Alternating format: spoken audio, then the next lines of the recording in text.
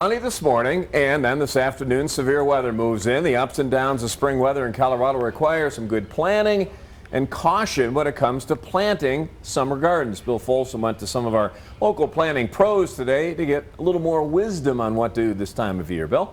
Yeah, Rob, because of our mountain location, the window for growing gardens is short, so a lot of people want to get plants in as early as safely possible.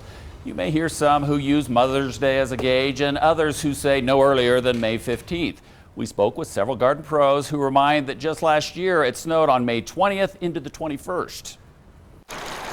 Mid-May is when the supply of summer plants starts to build at Good Earth Garden Center. There's a surge of plants for the next 10 days. Add in a sunny day and anxious gardeners show up to enjoy the abundant selection. We attempt to stay fully stocked cautiously. Colorado does require some guarded gardening. It's why most of the plants grown in the city greenhouses are still inside. I always need to remind the volunteers too that even though the temperatures are nice, we want to wait a little bit. So I'll be distributing my plant material to the Springs and Bloom volunteers the third week in May.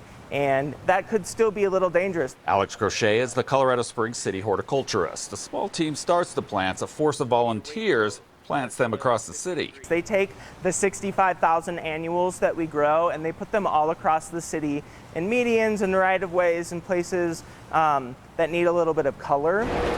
Crochet grew up here. He's heard the Mother's Day rule for when to plant, also the suggestion that May 15th is typically safe. His marker is different. A lot of times people say Mother's Day, but I personally wait until I see the oak trees leaf out.